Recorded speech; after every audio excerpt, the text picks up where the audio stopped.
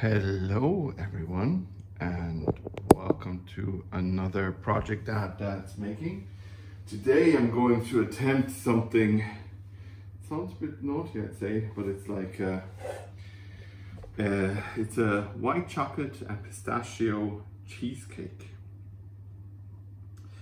And what you're going to need is butter, so you can butter your tin, as you can see here. Then 100 grams of white chocolate, I'm probably going to use a bit more. 200 grams of digestive biscuits, some biscuits. Here's my chocolate. Then for the mass you need mascarpone, full fat yogurt, 3 eggs, 100 grams of caster sugar, 1 lemon zested and half of the juice. 1 tablespoon of vanilla bean paste. You can use what I use, like, you know, the extract, like paste probably would be a bit more intense, but I just use a bit more extract. Then 50 grams of shelled pistachios, and you can later on dust it with a bit of icing sugar and berries. So I'm going to prepare my pan in a moment. But first, I am going to fill a small pot with water, because we are going to need to melt our chocolate. So, and while that is on the oven to start cooking, I'm gonna make sure to scrunch down or get enough cookies going. So let's see that we get enough going. Just use my measuring here. There are roughly 400 grams in here, so if I go to a good half, I should have my 200. Yeah, perfect. So I have the 200 here. So let's put that in here. And actually I'm just going to use this here to start the process of getting them smashed.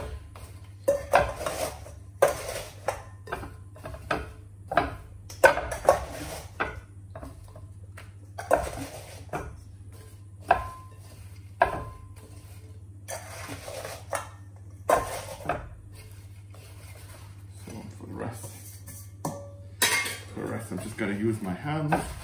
I mean, they're digestive biscuits, so they're, you know, they're soft anyway. And again, like I always say, this is a recipe you can easily do with your kids. The melting of the chocolate, which you can also do in a microwave if you want, but I'm going to do the old-fashioned way and melt it with a water bath. So, okay, just make sure that we don't have like massively chunky bits. As you can see here, you know, like you can have a few chunks, but just not like super chunky. So, okay, then I'll see you at the water bath. So, welcome to the water bath. Our water is starting to boil. Just going to reduce the heat slightly. And the recipe I found says you should use 100 grams of white chocolate, but you probably already guessed it. We're going to increase that a little bit because, to be honest, there are 125 in this pack. So you might as well use the 25 as well, if you want to adhere to the recipe fully. And like some people do, some people don't, and that both is absolutely valid. They have a 25 gram snack while baking, you know, and there ain't nothing wrong with that. You know, to have a little bit of a snack while you're baking. And I'm sure if you're baking with your kids, they're more than happy to oblige to you know, make sure that the 25 grams of chocolate don't go to waste. So once the chocolate is melted, and I know there's huge debate among chocolate fans if white chocolate is actually chocolate. I like it, it's my favorite kind of chocolate. So to me it is, but of course, you know, you can debate that because it's mainly the coconut fat rather than the cocoa fat rather than the actual bean. So as you can see here, it's always good to have a kitchen towel so you don't burn your hands, you know, and make sure that your bowl is not touching the water that you're melting your chocolate on. So, and as you can see, the chocolate actually melts down fairly fast. So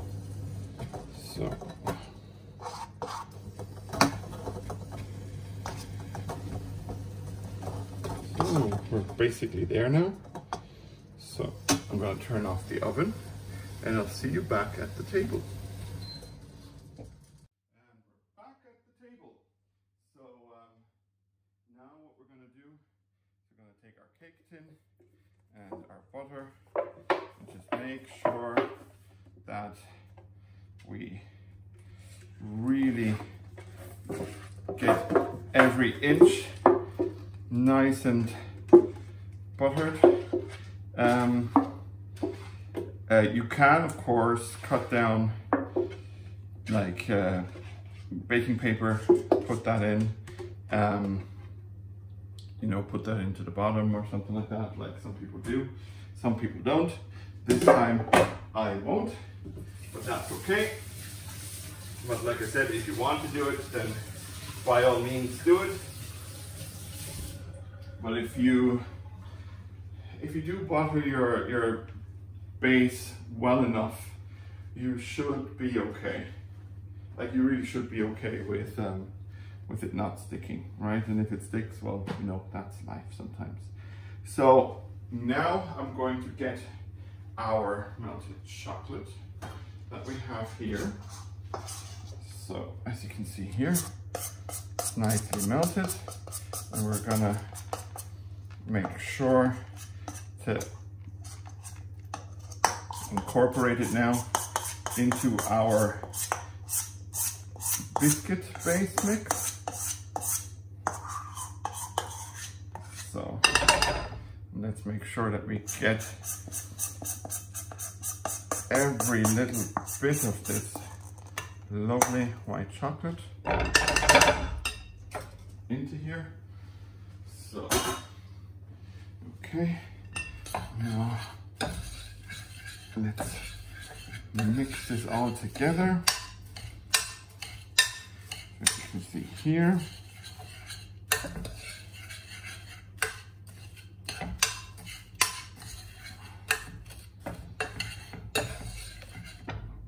Let's not lose any biscuits.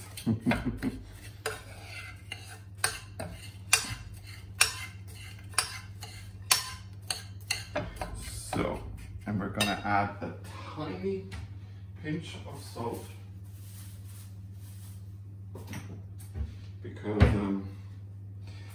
because salt actually like raises up chocolate really nicely. So now that is largely incorporated, as you can see here. So we are going to take we're going to switch to the cake tin. So, and we're going to get our cookie and chocolate mixture in here. As you can see, just get this bowl to the side. Let's make sure not to lose any of it. And then we are going to press our mixture in here. As you can see, nicely to the side. Make sure that there are no gaps. And if you find chunks that are still a bit big, then this is your chance now to crunch them down. So, okay. So our base is done now. So let's just make sure that I get it all off my hands, or most of it off my hands.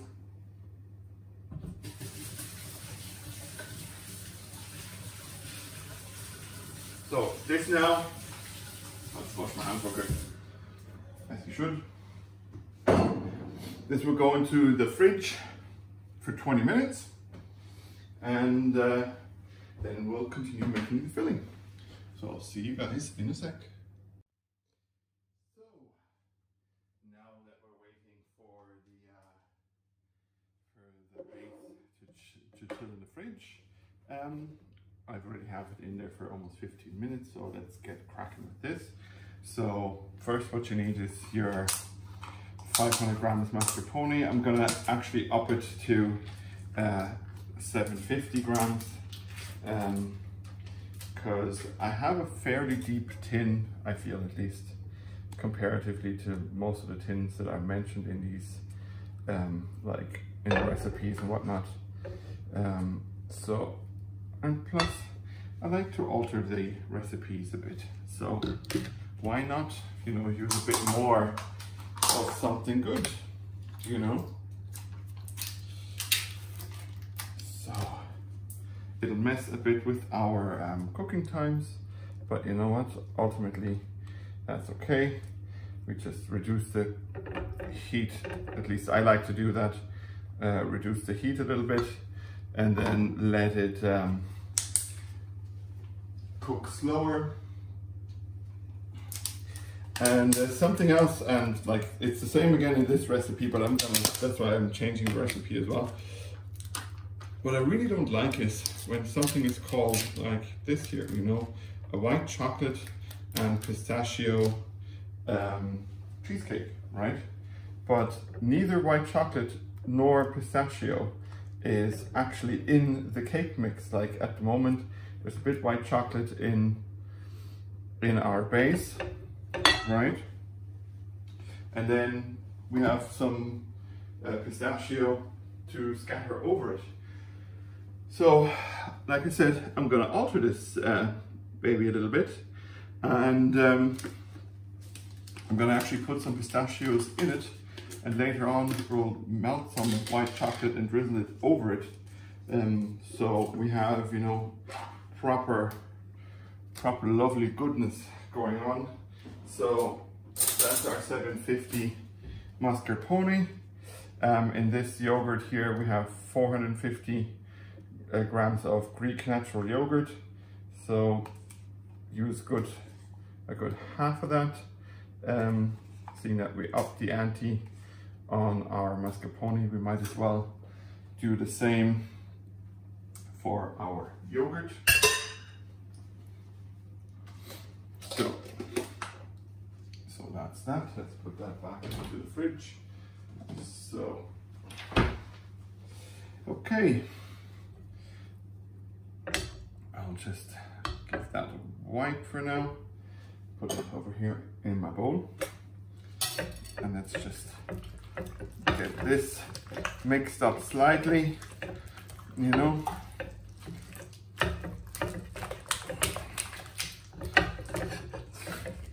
Sounds like some kind of Foley, like going through some real deep sludge and mud.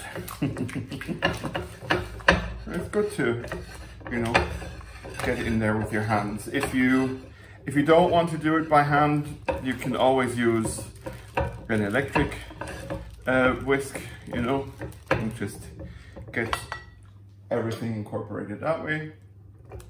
But I think we know by now that although I have one, I actually prefer to do it by hand. I don't know, it feels like a bit more, it just feels more real that way.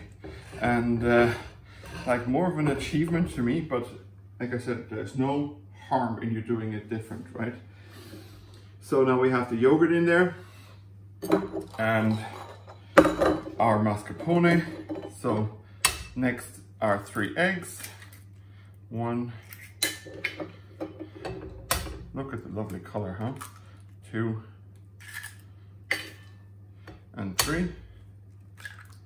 So great. Now let's wash our hands real quick. Because, like, you know, eggs generally nowadays are probably safer than they've ever been. But you do want to avoid salmonella.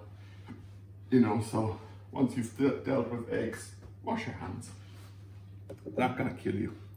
So then we need 100 grams of sugar. Oops. Yeah. No, not that much. Yeah, that's roughly 100 grams. But as you can see, it's a bit lumpy. So let's just make sure that we remove all the lumps. So sugar is in. So then we need the zest of 1 lemon. So let's get some nice zesting going.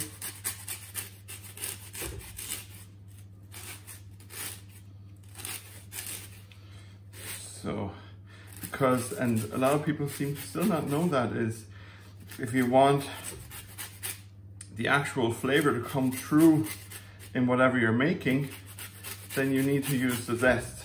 The juice can only get you so far, but the zest is where it's at. You know, and as you can see, like, I'm not I'm not a professional baker, or a conditor, or, you know, something like that. I'm just a dad baking away. So, you know, there's none of these things are too complicated for you, because all you just need is a bit of time, a bit of patience. So then I need a knife. I need a knife. So, okay, right, so we have that, and here is my juicer. So I'll just move this real quick so you can watch my juice. So, and that way we really only get the juice and no pips. And you might think, oh yeah, like you'll never use a juicer, so why bother getting one? Well, because, you know, in these instances, it's nice to have it. Plus, if you buy a few oranges, you know, you can always press a bit of fresh orange juice, and, like, you know, you can make like a quick sauce for food, or you know, give certain, you know, baked items a different kind of twist. So now we have our lovely lemon juice. Let's get the top in here, where I'll be washing up a little bit. And let's get this back.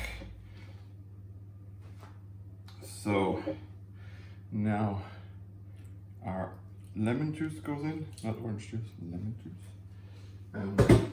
And our vanilla. I want it to be like really vanilla-y. So, and because I don't have the paste, because Aldi didn't sell it,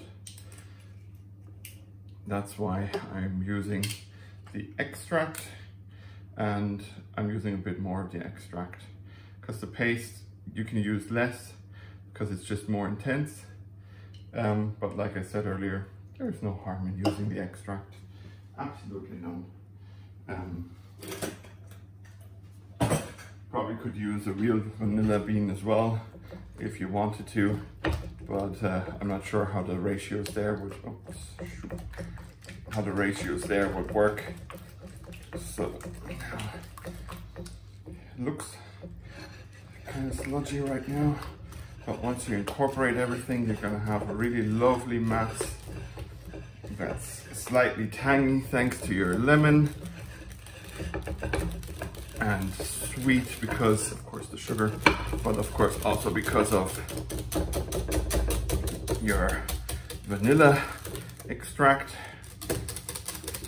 but it's gonna taste and smell like the smell already that's coming out of this bowl with it not even being ready is,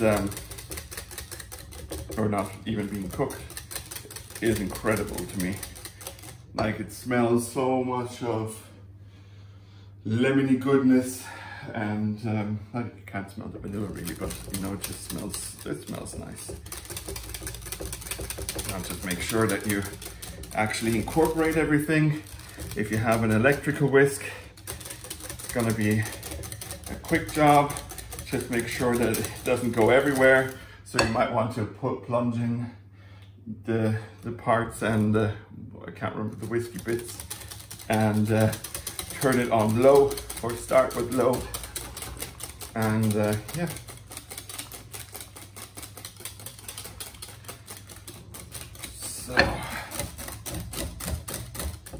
So great. So now that we have our mixture done, let's get this to the side, and this as well. So 20 minutes are up. Like, you can take it out at 20 minutes. Your cake tin, you can leave it in for longer if you wanted to. Like, just don't get it out too early. Like, if you want to leave it in longer, then leave it in longer, right? And now look at that lovely, lovely bit of mixture. So now that we have a good layer in, I actually want to, before I use the rest, I'm actually going to sprinkle in, you know, some crushed pistachios that I did earlier. So, because then it's in the cake as well, not just on the cake. So, and now let's make sure that we get the rest out and not leave anyone behind, huh? No man left behind, no bit of mixture left behind. And if you're now thinking, hey Steve, didn't you say you wanted to incorporate the pistachios earlier into the mixture, and you didn't like it when it didn't happen? Tastes nice. Just got some on my hand there. Then yes, if you're assuming that I forgot about it because I was talking, but as you can see, you can just, you know, use your spatula and incorporate everything then in your cake tin, you know. So okay, as you can see, this is looking amazing. Nice bit of speckle from the pistachios now. So you're going to want to have your oven at 120 if you have a fan oven, okay? So it's going to take maybe 45 minutes, maybe an hour. That's up to you to check. The middle should be slightly wobbly, right? And if it's only slightly wobbly, like it's not supposed to be liquid, just like the middle should be only a tiny bit less wobbly. Once it's reached that stage, just turn the oven off and put the door ajar and leave the cheesecake in there completely alone, just until it's cool. So that'll just probably take a few hours, but leave it there. And yeah, then we'll see each other for the decorating. So see you soon, or in the flick of a scene. So guys, as you can see here, our cake is done. I've also candied some of my leftover pistachios. All you do is just put a good full, like a good cup of pistachios in a pot and add like 2 to 3 tablespoons of caster sugar, and Then make sure that it doesn't burn by constantly stirring. Please don't lick the spoon, because that'll lead to 3rd-degree burns, and nobody wants that kind of stuff. But as you can see, it's kind of like a brittle at the moment, so I'm just gonna fold it up. Here. And just give it all a bit of a whack.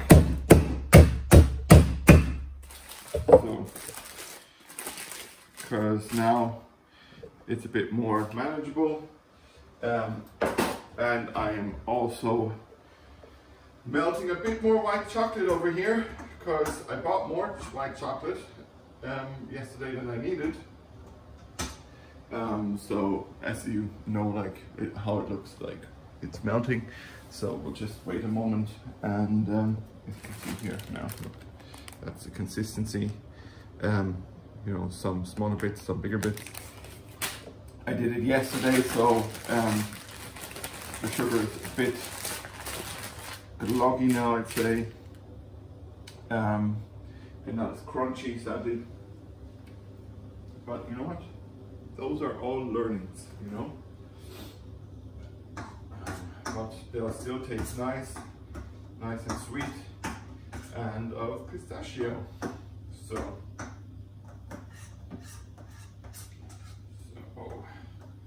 and our chocolate is melting away. Is our lovely chocolate. So we're about ready to drizzle it over our cake. Like if you want to chef it up, you can definitely make it, you know, or try to do some shapes or so. But I will just drizzle what I have and see whatever shape I get. So we just have one big chunk here left. I'm just making sure that it's gotten all melted, because when you do this, your chocolate number one will potentially set fairly fast. So make sure that all the bits are melted and you don't have big bits, unless you want the bits. Like, there's nothing wrong with bits, you know. So as you can see here, the white chocolate is melted, and I'm just going to use a spoon, and I'm just going to, you know, drizzle it over the cake. And the next spoon,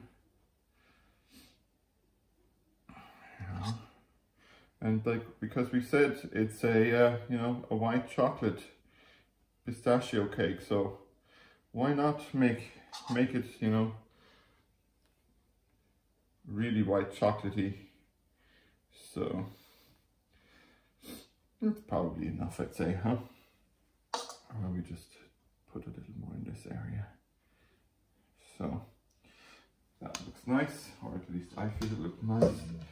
And then I am going to take my pistachio crumb and just spread that all around as well.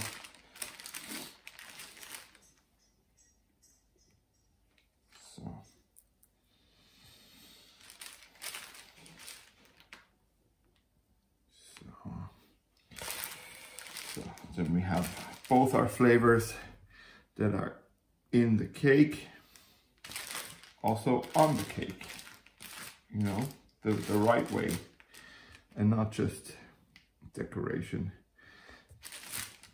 Because don't call it a Snickers cake if their cake isn't Snickers, but all you do is just put Snickers on a, you know, on top.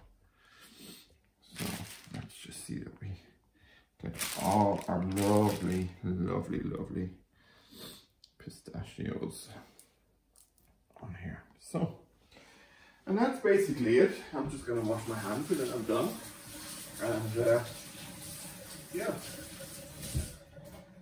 I hope you have as much fun making your own as I had making this one. And yeah, as always, like and subscribe, comment below what you think, and follow me on Twitter, Facebook, Instagram, and YouTube. And you can always also, if you like my stuff, head over to Patreon and donate, you know, a tiny bit of money. $5 or euro is already a lot for me and might not be that much for you. So yeah, I appreciate your attention and that you watch all my videos. And as always, from Project Dad, Steve is out.